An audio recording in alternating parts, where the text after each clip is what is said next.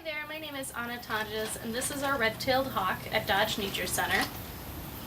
We've had him for a couple of years.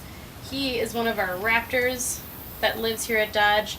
He has to live with us because he actually has an injury.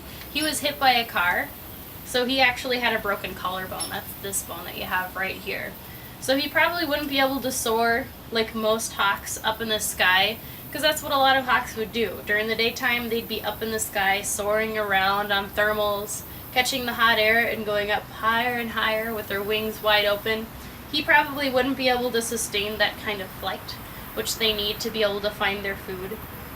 So he can fly probably a little bit. We were told he wasn't supposed to fly at all, but when we got him from the Raptor Center, he actually flew right out of the crate. So he can fly a little bit, and eventually he might be free-lofted so that he can have a little bit more space in his house.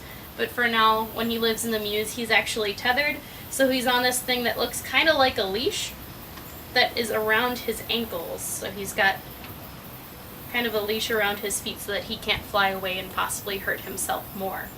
So he had the broken collarbone, but other than that, he's pretty smart. He's a very powerful bird. So since he's a raptor, he actually has to hunt for his own food. And the way he hunts for that food is he uses his big eyes. So he has really big eyes in his head. And he has a couple of other tools for helping him catch his food. So he'll use his eyes to find what he's looking for. And then when he's ready to catch it, he'll swoop in, and he can use his feet. I don't have any food for you right now. He can use his feet.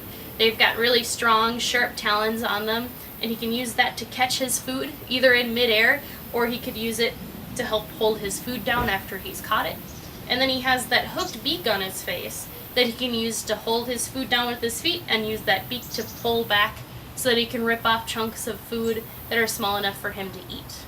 Stuff that he might eat would be stuff like squirrels or rabbits, maybe sometimes mice, but that's not very much food for him. So stuff like squirrels and rabbits, maybe even other birds, would be more his size that he'd want to eat. A lot of the food that he might catch, sometimes you'd see one of these birds sitting alongside the highway. That's probably how he actually got hit.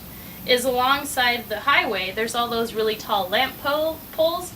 Sometimes you see these birds, red-tailed hawks, sitting on those lamp poles looking for food.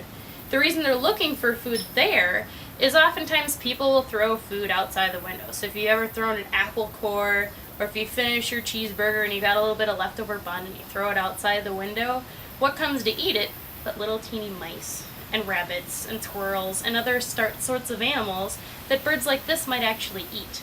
So he's looking for food there, but at the same time, that's also a little bit dangerous for him. If he catches something next to the road, he could also easily get hit by a car. So that's possibly how he ended up breaking his collarbone, was when he got hit by a car. He was just looking for food.